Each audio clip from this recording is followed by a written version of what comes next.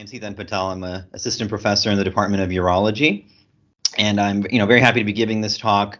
If anyone who's on would has any questions as we go, feel free to chime in. Otherwise, anyone who's watching this later, feel free to contact me at any time. But part of my research interests are early detection of prostate and kidney cancer, and so I'm going to discuss multiparametric MRI of the prostate, including biopsy risk calculators and surgical implications. And some of the research I did during my fellowship, and also things that we're building on here at Northwestern. That this forms some of the background for some of the things we're building here at Northwestern as well. These are my disclosures. So my objectives today are just to review some key studies supporting use of MRI prior to prostate biopsy, some of which everyone's probably fairly familiar with, but then to discuss changes that occur in prostate cancer risk prediction with MRI to detect clinically significant prostate cancer. And then lastly, to consider some potential implications of multiparametric MRI for surgery. And so we'll begin with just a quick outline of some of the history of use of MRI for the prostate. And so the first T1, T2 images described in the literature occurred around 1982. And this is back when MRI was first being evaluated more for local regional staging than anything else. Around 1993 is when the first dynamic contrast enhanced images of the prostate were described in the literature. And then diffusion weighted imaging became much more studied starting around 2002. And so several things happened over the next decade, including improvements in image quality from magnet strength and changes in how coils were used. And so by 2011, or about 10 years ago, that's when it really hit the mainstream, where we had Likert scales to describe lesions within the prostate, as well as PIRADS. And then EAU guidelines, even at this point, had started mentioning or describing multiparametric MRI for use in diagnosis. So the sequences of interest of multiparametric MRI for describing the prostate include T1 and T2, which are traditional, which include magnetization in the same direction or transverse to a static magnetic field. And T1 by itself doesn't show the prostate very well. T2 is what I'm used to looking at the prostate when I'm evaluating patients, or planning surgery. So water's bright, and the transition zone shows up much more nicely, even though it's usually pretty chaotic. And I think for surgical planning, that's often what I look at. But for actual grading of lesions, diffusion weighted imaging and the concept of restricted diffusion I'll describe in a second has been really key in describing lesions and potential areas suspicious of prostate cancer in the peripheral zone. And the dynamic contrast enhancement I think of as T1 images largely with gadolinium, and that also helps a radiologist to differentiate potential suspicion. And so for diffusion weighted imaging, this really relies on the concept of Brownian motion, where we have, consider it a random motion of particles suspended in a medium. That's usually liquid or gas, but for the prostate, we can think of it as water movement within tissue. And when water movement's limited by cellular growth or a tumor, we can get restricted diffusion, and that's what's being seen on diffusion weighted imaging and the composite ADC map. And this is really important more for the peripheral zone. And it's really done because for PIRAD staging, and PIRAD's 2.1 here, for the peripheral zone, it's really diffusion weighted imaging that really controls whether the radiologist calls a PIRADS 1, 2, 3, or 4, or 5 lesion. And only for PIRADS 3 lesions, and really 1 or 2 are not really lesions, but 3 getting upgraded to a 4 is essentially dependent on dynamic contrast enhancement. But besides that, for a biparametric assessment, diffusion weighted imaging is generally sufficient where you have this 1 through 5 rating. For the transition zone, it's a little bit different in T2 weighted imaging, where the transition zone really shows up better as what's used for primarily, and then diffusion weighted imaging can upgrade those that are classified as 2s or 3s. And I feel like this is not, as well studied as it could be, something we're looking into as well. But obviously, most prostate cancers occur in the peripheral zone, and diffusion weighted imaging, therefore, is really the most important for PIRAD staging.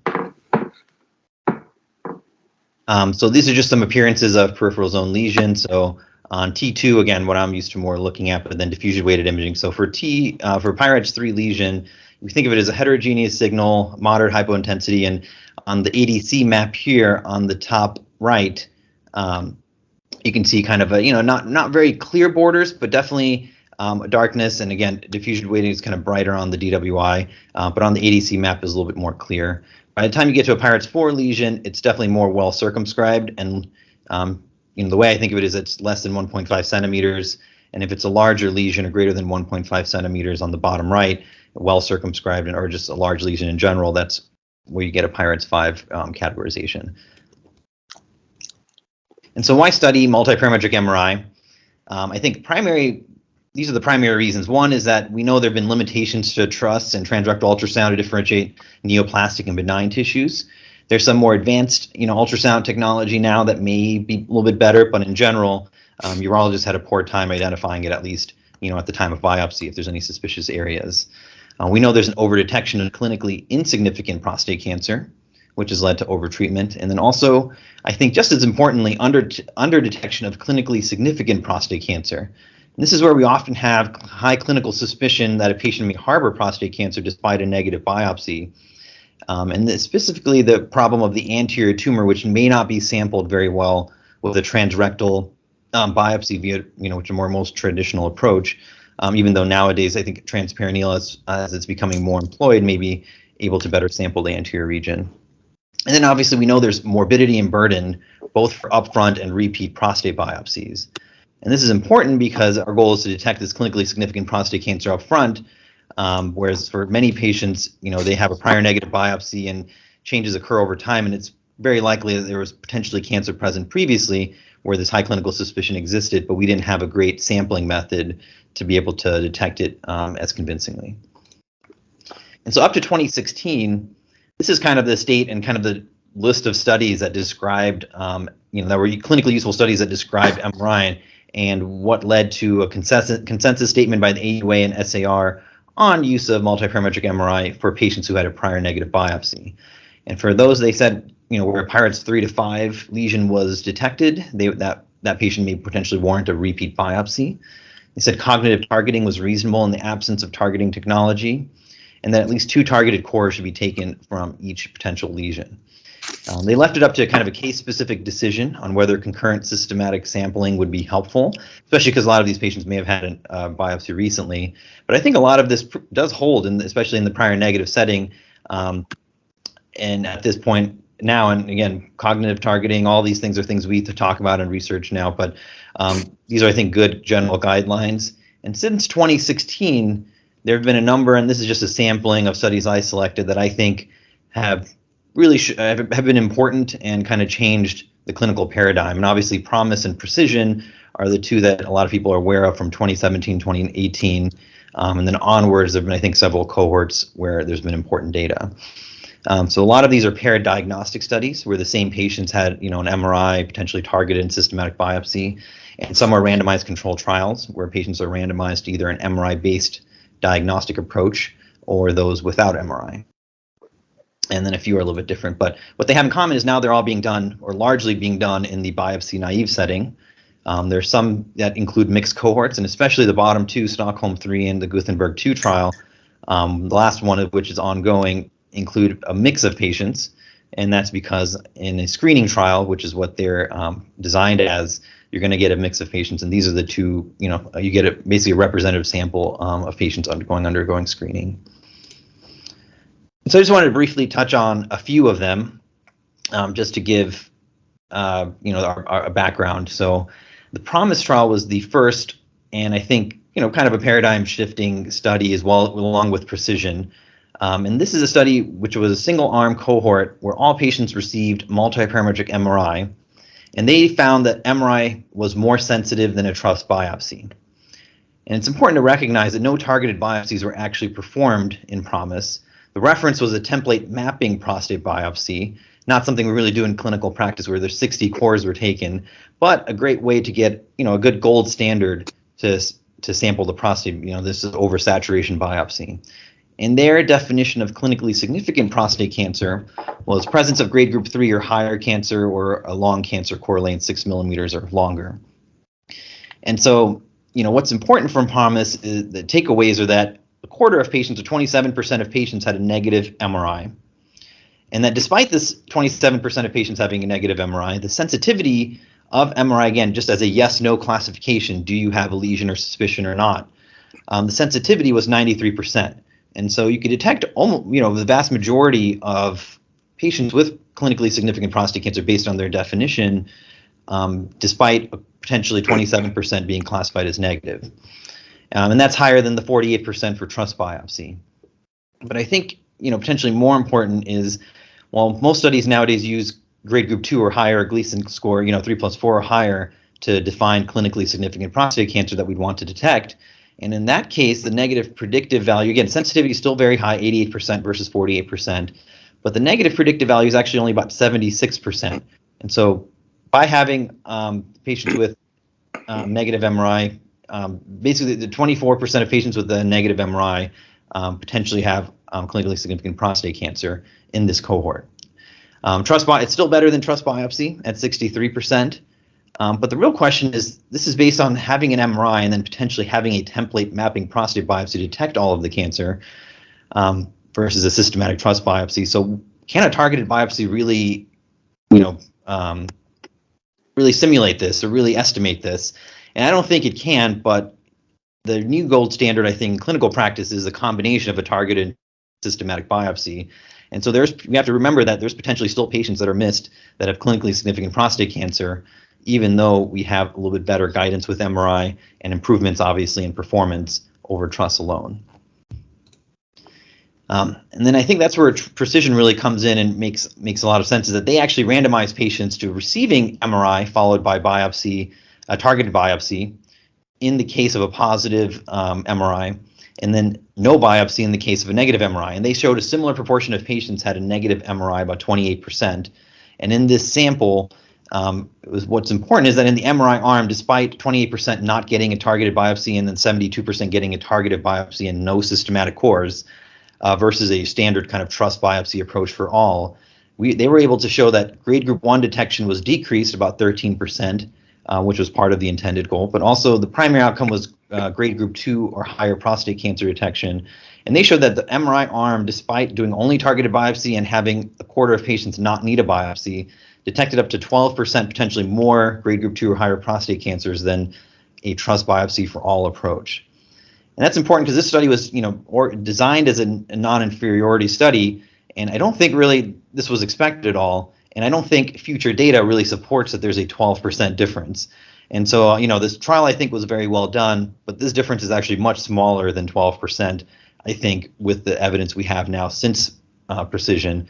But if anything, it clearly demonstrates it's non-inferior and can potentially avoid biopsies, fewer adverse events because you avoided biopsies, and potentially because you did less cores. And health-related quality of life otherwise was very similar. And yeah, just highlighting that 12%, which I think is important to note, I don't think really holds up. And so in the future trial, this was a smaller study, not one that I think is talked about as much, but I found interesting.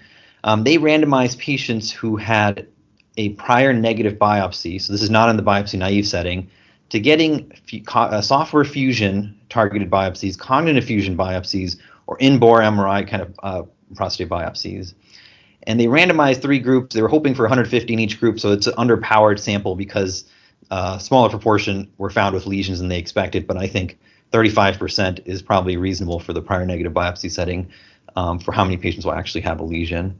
And they found there's actually no difference in grade group 2 plus detection or grade group, or any prostate cancer detection between the 3 groups. Potentially cognitive biopsy found a little bit less of the grade group 1s, but I think where it mattered in clinically significant cases, it was very similar. And this tells us that, if you're comfortable with the cognitive approach and have looked at the MRI, it seems that it approximates it very well, that if software fusion wasn't available, or some people may think it takes an extra burden of time. I think after you're good at it, it's a very good option, and that really in-bore biopsy is not needed when you have these other potential options. And there's only one prior randomized study that's looked at a similar question that I could find. They randomized patients to in-bore only versus combined trust fusion biopsy and showed, again, very similar rates for in-bore versus software fusion.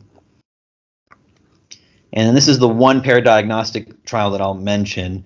So this is, I think, again, was one of the first ones, but an independent cohort from France. And what they did was they targeted and systematic biopsies on a cohort of patients.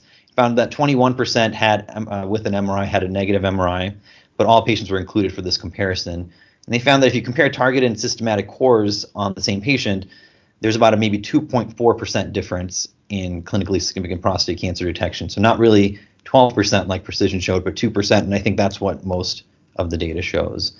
If you did a combined biopsy and looked at all of the cores, then you detect, you optimize your grade group 2 plus detection. And grade group 1 diagnoses, if you did targeted versus systematic, will still reduce at 14% less. Other trials, paired CAP and TRIO were also paired diagnostic studies, and they showed similar findings, maybe about a 2% difference in improvement for grade group 2 detection if you did targeted biopsy alone versus systematic alone. This is a higher risk population because on combined biopsy, you see 70% had grade group 2 or higher prostate cancer. And the TRIO study is basically the NIH experience, and they showed in their mixed cohort, which had biopsy naive, prior negative, and prior positive patients, there's about a 7% difference. But the question is, where did that 7% difference come from? Was it just from the biopsy naive? I think it's probably more from the prior negatives. And some of the data I'll show you from Loyola, where I did my fellowship, we also kind of showed that this is where you get a lot more of that benefit. PRECISE was a randomized trial similar to Precision and basically the exact same, designed the same way, done in Canada and planned at the same time. And they showed actually a 5% difference in grade group 2 detection for targeted versus systematic cores. And again, 2 to 5%, I think that's the more reasonable range, and the 12% from Precision is not something we're going to see in clinical practice. Grade group 1 diagnoses were reduced by 12%. And the last one, Stockholm 3 MRI, which did report out, is basically organized the same way as a randomized trial like Precision and PRECISE, except it was in a screening population, and not all men who were randomized potentially got it, an MRI or the right approach, but based on the numbers of the intention to treat analysis, there's still about a 3% difference. Again, non-significant, but 3% difference in those who had targeted versus systematic cores, and then 8% decrease if you look at, again, just the systematic and targeted cores. Or at least, sorry, in the randomized group to MRI versus not MRI. And so all the data, I think, overall show that maybe you get a 2 to 5% increase in grade group 2 detection if you did a targeted biopsy only approach. I think the standard of care right now is really to do a combined biopsy, because we know men, even with a negative biopsy or potentially those with lesions, may have cancer in other parts of the prostate. A systematic versus plus targeted core biopsy is kind of the reference standard. And so by 2020, this is when guidelines kind of pushed and supported the use of MRI in biopsy naive men, specifically for the standard operating procedures for MRI by the AUA. I think questions still remain on, well, if you use this at the population level, again, Stockholm 3 and then Gutenberg 2 are going to report, and I think there's going to be many more population level studies showing what kind of MRI approach is potentially better, and can we combine it with other biomarkers. But a question I want to focus on is, well, how does this information we're getting from MRI really help us improve or individualize prediction for individual patients, even though we know obviously at the population or kind of these cohort levels, there's some benefit we can tabulate. And so that'll be the next part I want to discuss, is just kind of changes in prostate cancer risk prediction in MRI to detect clinically significant prostate cancer. And so the question we have to ask, that's being asked when we talk about risk prediction is, when should we biopsy a patient? And even though we don't think of maybe a number in our heads, really most patients we see with an elevated PSA in that 4 to 10 range kind of fit in this kind of 10 to 15, maybe up to 20%, risk of prostate cancer. And that's kind of what traditionally we think of as our threshold of saying, well, if you have a 10% or 15% risk of clinically significant prostate cancer, I think that's a man that I would recommend a prostate biopsy for. Maybe if your risk was 5% or lower, I don't recommend it. And so where do we set these thresholds? It's a little subjective, but I think based on prior data, it's somewhere in that 10 to 15 range. And this is where we kind of can do decision curve analyses and decide, well, if this is really our threshold, what approach is potentially better for patients on a general level.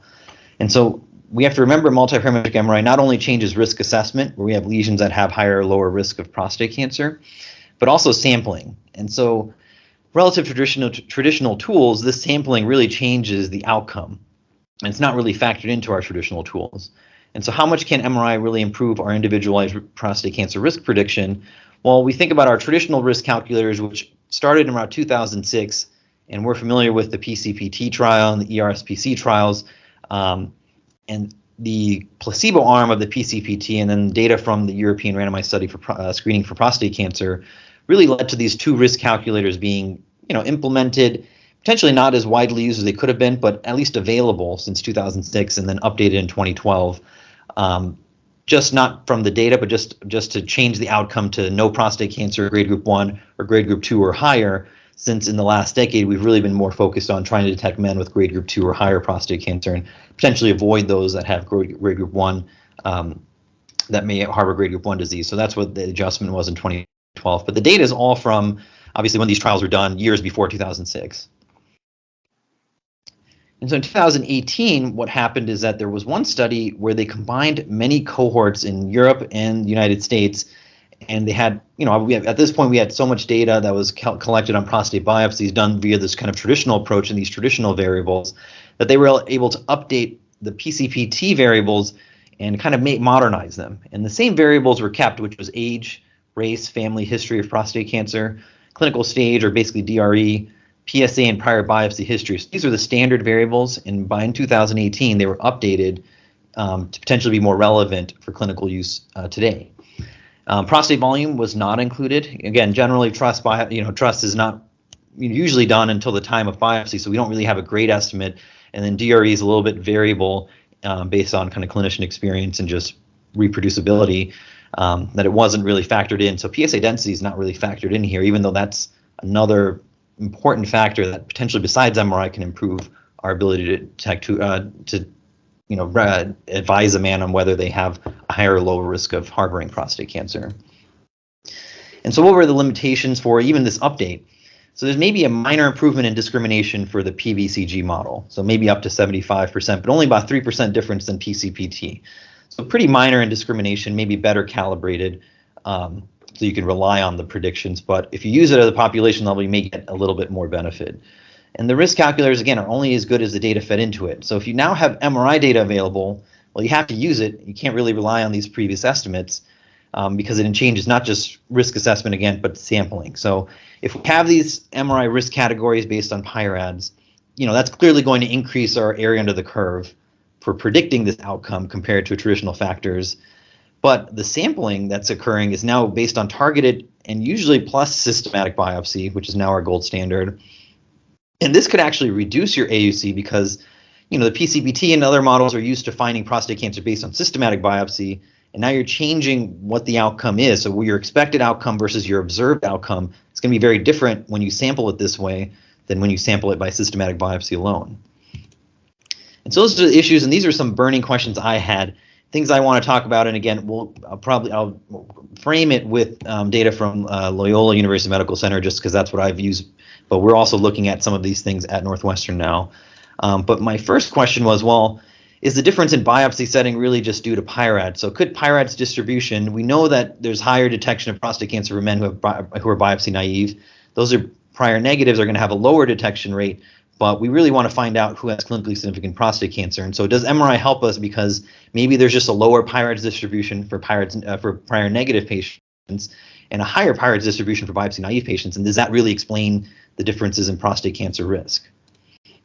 And so again, we used data from Loyola University, focused on biopsy naive and prior negative patients, and really focused on a grade group 2+ outcome as our primary outcome.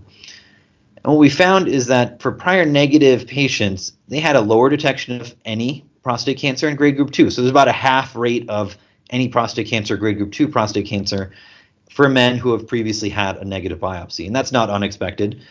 In the biopsy naive men, maybe about up to 40% had clinically significant prostate cancer. So the question was, well, is a PIRADS 3 or a PIRADS 4 lesion the same if you're a patient who had previously had a prior negative biopsy or who were biopsy naive? And since prior negative patients were really sampled, even though things may have changed over time, we found, as we were hoping, that there's really is a difference. So PIRADS 3 for a patient who was biopsy naive could detect grade group 2 prostate cancer 15% of the time, which is really our threshold when we make clinical decisions. But for a PIRADS 3 lesion for a man who had a prior negative biopsy, it's really around 5%. And a rule of thumb was that basically 5% of patients, if you had a prior negative biopsy and had a PIRADS 3 or lower lesion, that's who actually harbored clinically significant prostate cancer.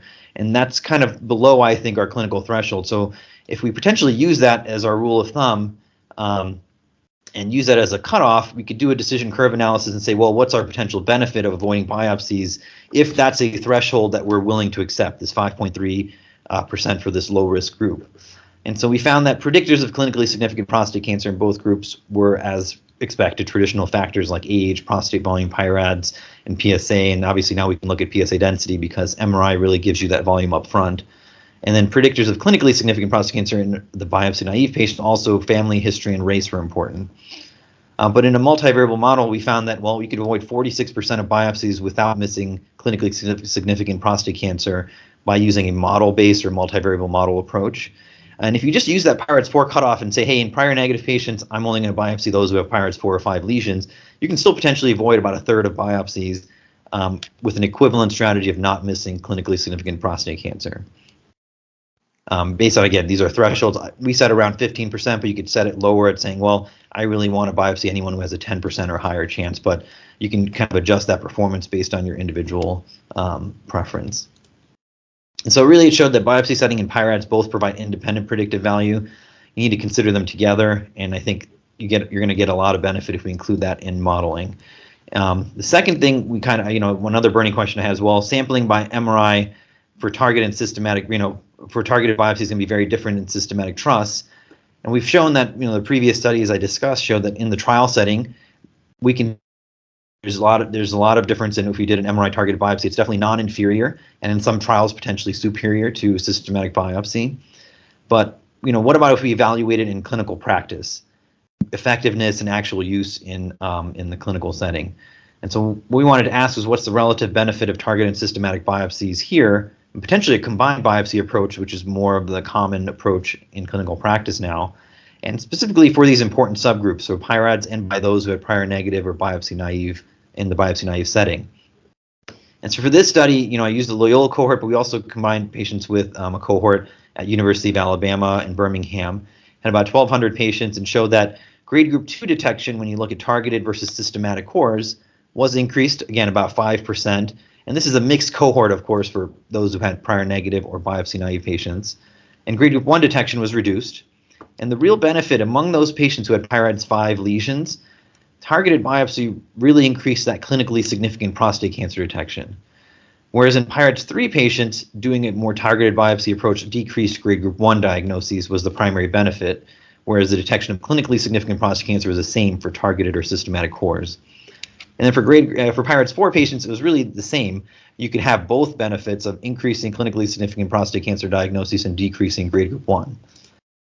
And I think what's important is that increase in clinically significant prostate cancer detection, 8% was the benefit in the prior negative biopsy cohort. So that's really where a lot of the benefit is. And for biopsy naive patients, we see it's only about 2%, which is what prior data has also suggested to us. And when we do the combined biopsy approach, it's about a 10% greater detection. So 1 out of 10 patients are going to detect more often with this combined biopsy approach than systematic biopsy alone.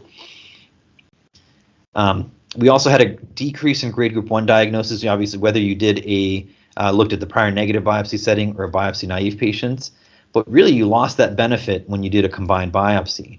And so what the data showed us is that targeted biopsy detected more clinically significant prostate cancers and fewer grade group 1s, but and combined biopsy can optimize our clinically significant prostate cancer detection, but we really lost any benefit in the reduction of grade group 1 diagnoses. So that's the trade-off, is we're optimizing one thing, but we're going to still potentially detect grade group 1 diagnoses that we may not have wanted to otherwise. And so what's going to happen is risk, I think the takeaway from this is that risk prediction models are going to depend on which detection method is set as the reference. And now in the MRI era, I think we really need to update our tools to make MRI or combined biopsy the reference. And so I think these are the important factors that we need to think about. Again, PIRADS, of course, but now prostate volume and PSA density, we have that available up front, or urologists have that available up front for clinical decisions. And then obviously the question is, well, is DRE is important now that we have MRI and kind of PIRADS lesions in the setting? So these are things that I want to frame by now talking about MRI-based risk calculators. So we know that novel imaging risk calculators are emerging. There are potentially several out there already, but we need both the demonstration that they have clinical benefit and to externally validate them. And this requires looking at discrimination and calibration. And I was going to use the example of the Loyola University's kind of risk calculator as how to go about doing it and then how to potentially use it. And so the model uses a multinomial outcome, and this is what PCPT and PBCG do as well, of no cancer, grade group 1, and clinically significant prostate cancer, with training and external validation cohorts. And really the variables are what's important, is that we included all of the traditional variables, wanted to look closer at DRE, which we found actually, just as a spoiler alert, that wasn't as important when you have MRI information available. And then obviously PSA density and prostate volume, additional factors that we now have up front. And how much benefit can we get from these? So when you look at the PLUM model, the AUCs for discrimination for the internal validation and training were about 87%. And the PBCG model, the previous non-MRI based calculator, which we can consider the previous gold standard, is about 67%. So there's about a 0.2 increase, which is pretty significant. And external validation showed that it was pretty similar, and that the clinical benefit held. And the question is, well, the PBCG model in the initial development, was 0.75, and why is the AUC less than 0.7? It's because the outcome here is being evaluated based on systematic and targeted biopsy.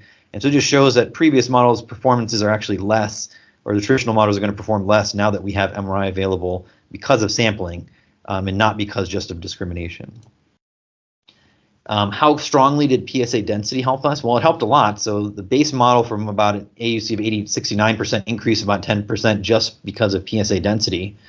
And then another about up to 10% because of PIRADS. And so PSA density and PIRADS were pretty much equally important to consider in these clinical decisions. And that's important because obviously truss volume is not available prior to biopsy. If you did have it available prior to biopsy, the question is, well, now is PSA density based on truss the same as PSA density based on MRI? Since we had the data available, we just kind of did a scatter and said, well, how does truss and MRI compare to each other? And the bottom line was truss underestimates prostate volume a bit.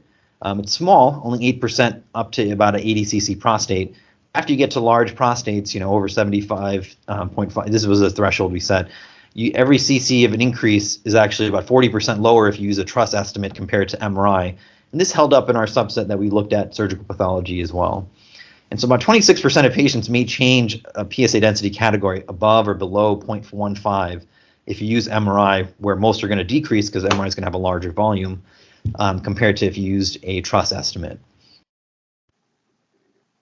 Was that clinically significant? Well, MRI PSA density actually was a little bit higher odds ratio, but the AUC improvement, if you looked at PSA density by MRI versus truss, was very, borderline significant. So MRI PSA density at least is as good or potentially better than truss PSA density, and is obviously going to be the thing we have available now up front.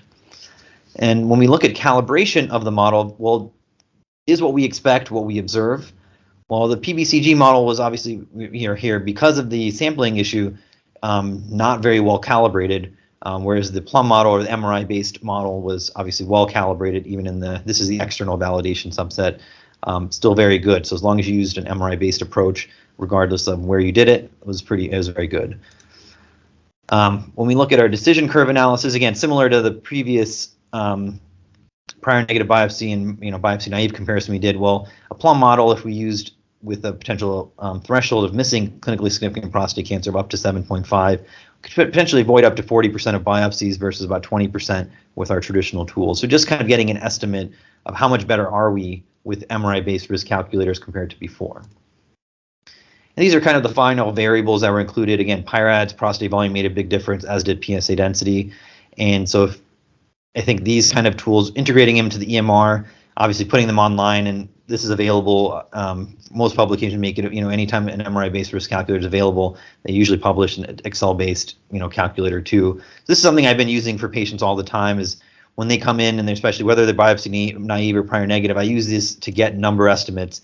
And this is a kind of estimate that you can give a patient up front and say, well, for an African-American male with the same kind of characteristics as a white male, if they had a PIRADS 3 lesion, your risk of high-grade prostate cancer is 15%. And that kind of meets maybe my lower threshold. So if they had a negative MRI, or if anything else was lower, it potentially wouldn't meet my threshold to biopsy. But this way I can put a number on it. And I think that's really helped me with framing it for patients. Whereas a white male at a PIRADS 5 lesion, same PSA, same prostate size, has a 61% chance of high-grade prostate cancer. You might say we know that because of this PIRADS 5 lesion, but I think for those who have PIRADS 3 lesions or in the negative MRI group, this is potentially going to be very important to, at least for me, to make a decision with a patient and share decision making, where the PIRADS 4 and 5 patients, I pretty much know I'm going to recommend a biopsy. And so are there other models? So yes, the European model with ERSPC was updated to have MRI. Van Leeuwen is another European model. UCLA, Cornell has a model. Everyone has a model. And you can kind of make these. In Northwestern, we have one with Phi, which I won't talk about here, but I think in an approach where you have a biomarker plus MRI, I think that's also going to be very helpful to consider. But when we compare them, we say, well, which one's potentially better? We compared PLUM to the Stanford model and showed that their AUC, the PLUM model was a little bit better. We have initial data now with our partners in the Netherlands and did this, unpublished.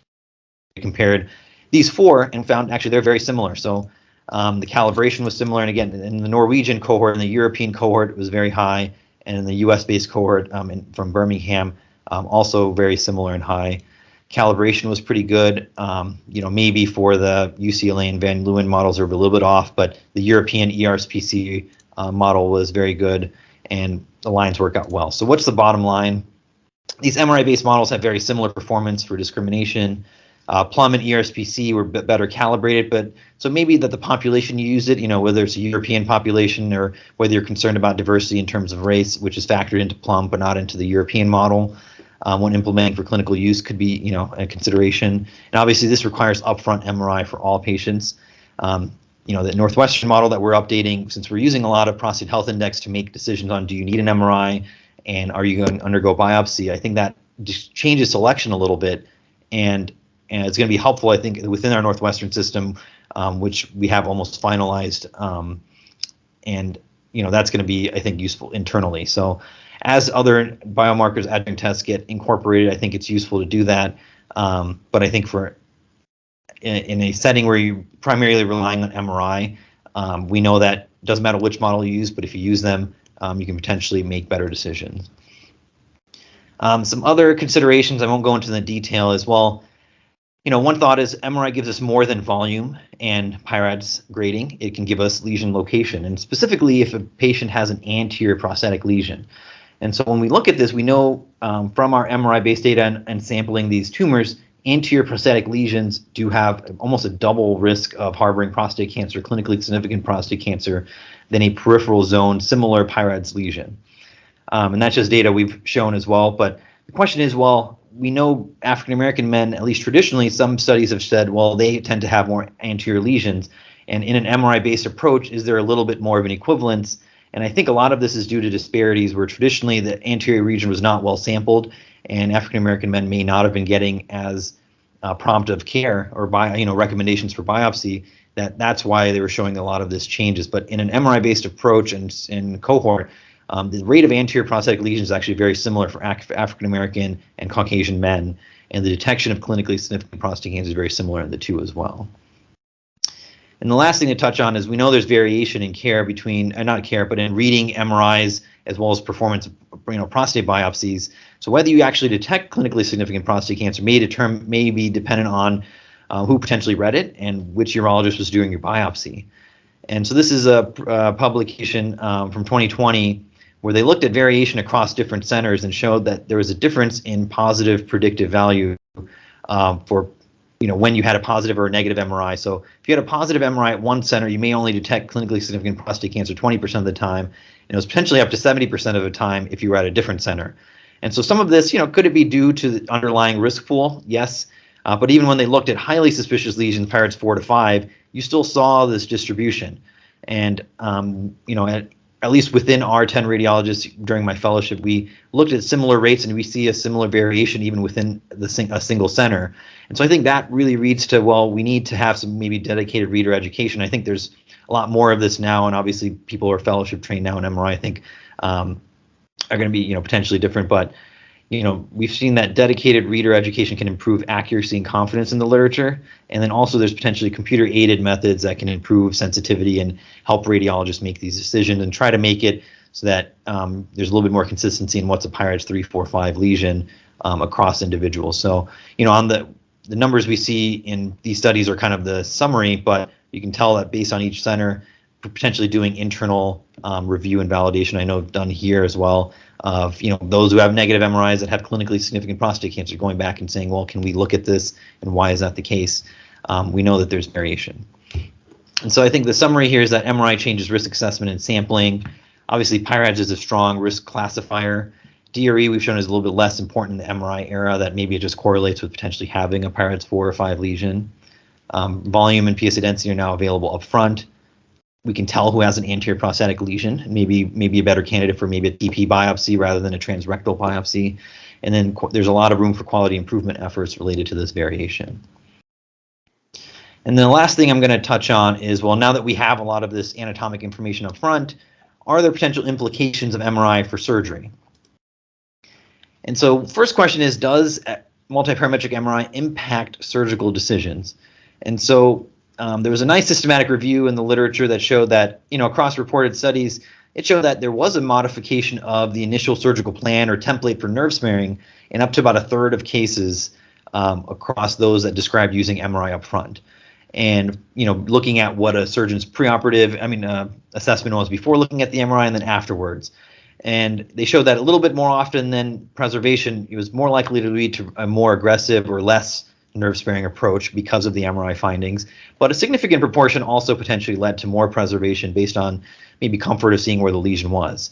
Again, what the actual decision process was is hard to quantify, but at least in those reporting what their decision change was, these are the numbers we have. And so in 2/3 of cases, it may not change that. It was more for the detection that we did it, but potentially it can impact your surgical planning in a third of cases. And there are 2 studies that were included in this systematic review that really show that it depends on how the center or how the surgeons are potentially using it, because in these 2 studies, the MRI findings only led to more radical excision. So whatever the previous decision was on nerve sparing or not was kind of set in stone, and it led to more radical excision, but there was never anyone where, based on disease characteristics, they had initially planned a more radical excision and went towards preservation. So I think that's where you're going to see some heterogeneity in how did MRI impact the decision for nerve sparing. There's increased modification based on, prostate cancer risk classification. So high-risk patients, as you might expect, maybe it modified your decision in planning more than it did. We're not really seeing too many low-risk patients undergo surgery now, but intermediate and low risk are very similar in about a third of patients having modification. The second question is, well, should it impact surgical decisions? Just because we did change our plan doesn't mean it potentially had any benefit. So the question is, well, how accurate is MRI for prediction of T-stage? And I won't go into the data, but there is a nice European study that showed it was really a minimal improvement in AUC if you incorporated MRI evaluation of potential extracapsular extension or seminal vesicle invasion over our traditional, surgical pathology tools, which is MSK prediction, cancer center prediction models and Parton tables. There was slight improvement, but it's not nearly as good as, MRI and for prostate cancer detection in terms of prediction of EC and seminal vesicle invasion. They said the decision based on MRI was correct in 77% of cases. Obviously, 50% is our baseline, because whether it's right or wrong is kind of a flip of a coin. So we do get some improvement, but it's it's not 90, it's not 100% like we'd want it to be if we're looking at MRI to help our surgical planning. But it was correct for high-risk patients, but I think that's also a bias of saying, well, we know they're more likely to have EPE or seminal vesicle invasion, so we're going to make a potentially more radical decision. But I think in high-risk patients, it does show that's where the benefit is. And then for positive surgical margins, it appeared to have no impact when they looked at these studies descriptively. There's one randomized trial, Rudd et al. And again, this was a randomized trial prior to MRI really being used in the diagnostic pathway. So these are patients getting it before surgery and that were already detected. And so they showed the rate of positive surgical margins was about 23% in the non-MRI group and 19% in the MRI group, which wasn't significant. They looked at a subgroup of those patients who, had negative DRE, and they showed there was potential impact there where positive surgical margin rates were lower for patients who had an MRI, where if you had a negative DRE, you really relied more on the, anatomic info from the MRI. But the question is, well, that's from before 2015. Nowadays, I think we have this MRI, and our clinical practice has kind of changed a little bit. So has that really made a difference in, in more recent years? So I think we have to go back and say, well, how does MRI correlate to both biopsy findings of EC, seminal vesicle invasion, and radical prostatectomy, but also of upgrading or downgrading at radical prostatectomy? And does combined biopsy really help improve our prediction? And so for the Loyola data subset, I was able to look at 280 men and show that, MRI ECE as defined by the radiologist did show that there was some reasonable sensitivity.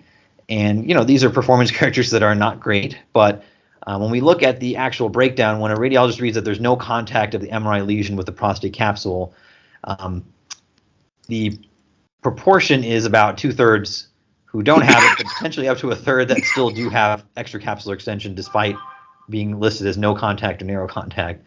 If you have broad contact or clear, more overlying irregularities or frank suspicion, then it was a lot higher rate. So maybe about a twofold difference on whether ECU was seen on MRI or not. So not something you can rely on 100%, but could potentially impact what you're looking out for during surgery. And seminal vesicle invasion, again, was very hard to tell on MRI, only about 10% sensitivity. So if you did see it, or at least if an MRI was read as seeing it, which didn't happen very often, it was correct about 50% of the time. And if there was none seen, it was about 10% of the time. So, there's some value there, but I think hard to hang your hat on it, and that's why it doesn't really improve our predictive nomograms as well as it could. And so I think there's a lot of room for improvement and standardization of what counts as EC or seminal vesicle invasion, or maybe what MRI suspicion of that is, which I don't think is as standardized as PIRADS is. So, and on a multivariable analysis, was MRI EC any better? Was it just the fact that people with high PIRADS lesions were likely to have EC, or high PSA were likely to have ECE? Well, even when you account for PSA and PIRADS, there's still about a twofold difference, so it does mean something. And was there grade concordance? So about half the time when you have a systematic biopsy, it correlates to your surgical pathology, grade group for grade group. And we know that there's a lot of upgrading or downgrading. Combined biopsy improves that, but still a third of patients may upgrade or downgrade from our clinically significant categorization, even on combined biopsy. So just useful to say, hey, there is improvement, but potentially, hopefully there's more we can do in the future to improve upon this. And what happened, namely, was that there was reduced upgrading to grade group 3 or higher. So about 10% of patients, based on your systematic biopsy findings, would upgrade to grade group 3 or higher on surgical pathology. It's only about, it's half of that now. There's a little bit of increase in grade group 1. So the question is targeted biopsy, are we overgrading patients? I think it's not that bad. It's about 7% downgrading to surgical pathology versus 4%. And, I think the benefit in reducing this upgrading or knowing what you're dealing with is potentially a more benefit. And so, if we look at, we know MRI changes selection and patients undergoing treatment. So what's the impact on surgical outcomes? So positive surgical margin rates, nerve sparing, and biochemical recurrence, which no previous studies had really reported. So, we looked at this in the Loyola data and showed that, well, we had similar grade group for those who had MRI-based versus non-MRI-based diagnostic pathways. DRE was definitely more positive in the non-MRI-based pathways.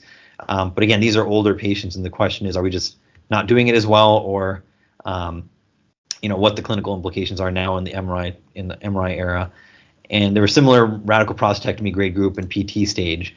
And so what the bottom line was that there was maybe a little bit lower positive surgical margin rate in the MRI pathway, about 5%, 4 to 5%. This is the same as what the randomized trial had shown, but it was not statistically significant. And then there was potentially more bilateral nerve sparing. And again, I think this depends on how you use your MRI findings. Obviously, if you're only going to use it for a more radical, decision, it's only going to decrease it. But if you're going to use it potentially conservatively and be able to, go both ways, that we show that it's potentially more bilateral nerve sparing. And what I think is important is to say, well, how many studies to date have really looked at this? And there's about 6 total, includes the one randomized trial with Rudd et al. And what's important is that all of them show about a 4 to 5% difference. Rudd was powered for about a 50% reduction, and I think that's not, maybe that was an unreasonable expectation that with MRI we could reduce our positive surgical margin rates from 30 to 15%. But there's a potentially about a 5% difference, and I think this is very consistent across data, and there's no heterogeneity. So, the bottom line is there is some slight reduction. It's not what we would want, overall, but it's something, and I think that's an improvement to note with the MRI-based diagnostic pathway nowadays. Bilateral nerve sparing, if anything, there was maybe a less bilateral nerve sparing when you use an MRI-based approach. But again, there were a couple studies that are really just going towards more radical excision, some that go towards more, more preservation. So you're going to see heterogeneity here. Just interesting to note of, what should we really be doing? I think, the studies show that the findings are similar for unilateral or bilateral nerve sparing.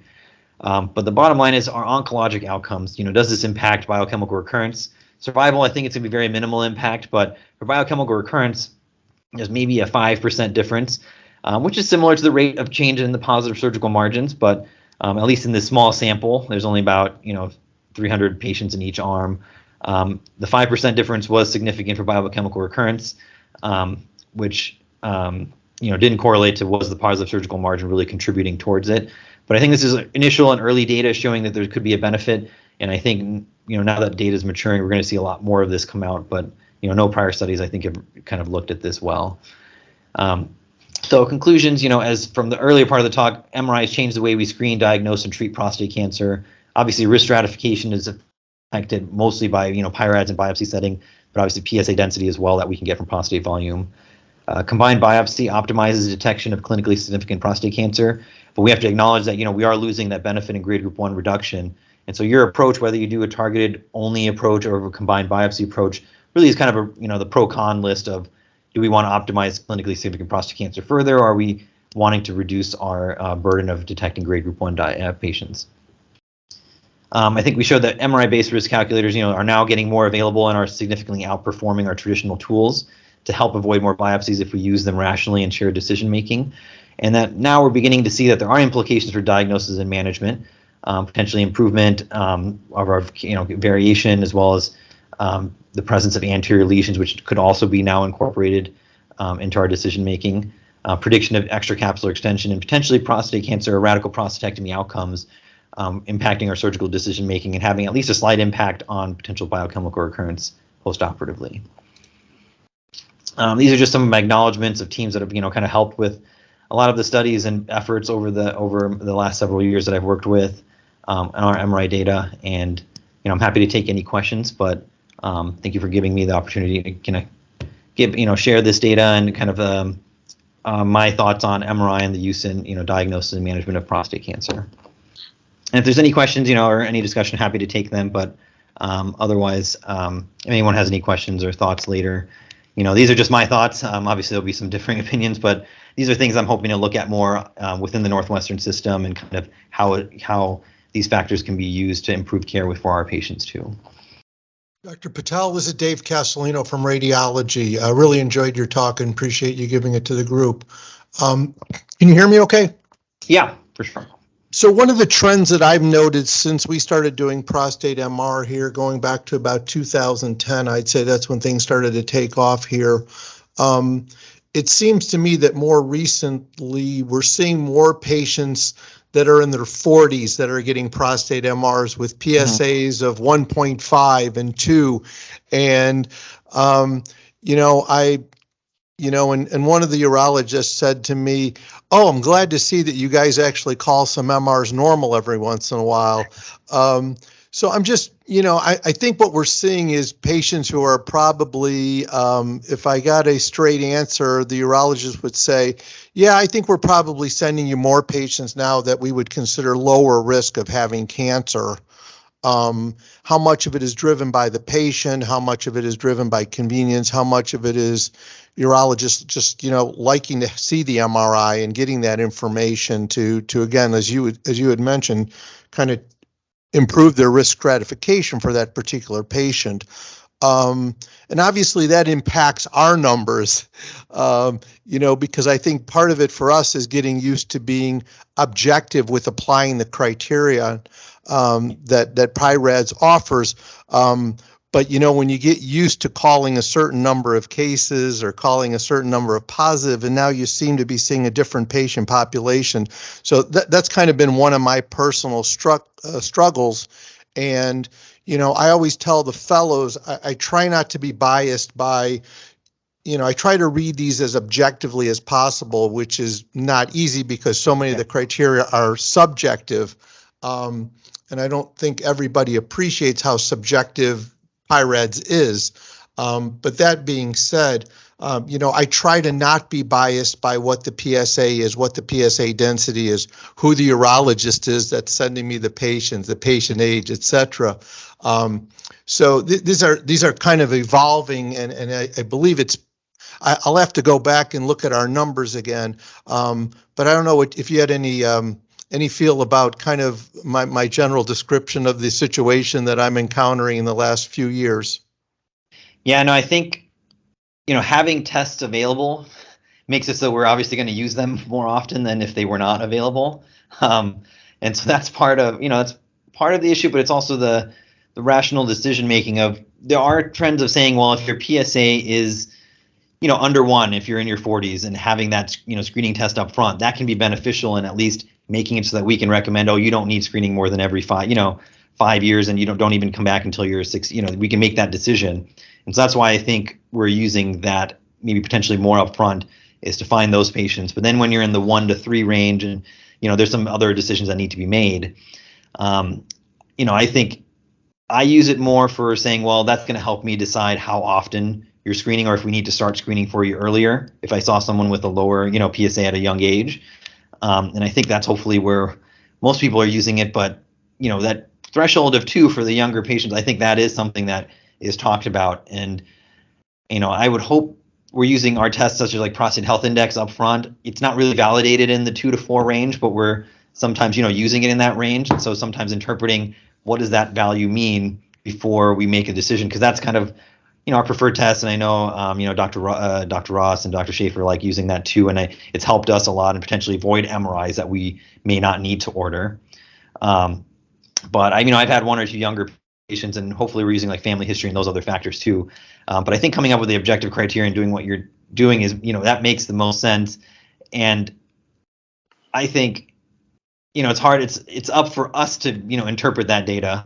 And I think as we get patients with MRIs that are, with patients who are in their 40s, a lot of these calculators are more validated in the 55 to 70 range. I think that'll be something that'll be good for us to look at and be able to say, well, we know that even if you had a PIRADS 3 or lower, lower lesion in these younger patients, that maybe that sets our threshold of what to do, 5-10 years down the line. But maybe that's not someone we can still follow their PSA and not do that up front or recommend them for biopsy. But I think it's a shift until we have more data in that age group. And I've definitely seen 1 or 2 patients in their 40s that I had a little bit more suspicion for. One that I did in the last month or 2 did a prostate health index. I was like, it's low risk, we're not going to get an MRI. Another man who was around a 5 and had a high prostate health index, and I said, you're someone we need to screen. We should work up further. But it's kind of up to us and kind of who's ordering it to make that decision too, or help with that. Okay, well, thank you for that answer. And we have plenty of us in radiology to look forward to collaborating with you on various projects. So thanks again. Yeah, I'm looking forward to it. Alrighty, thank you, everyone. We'll end it there. And thanks for your attention again. Feel free to contact me if any ideas or questions come up. These are things that I'm always interested in looking at, and we're working on things with Dr. Ross already and getting our electronic data warehouse that captures a lot of this info up to speed.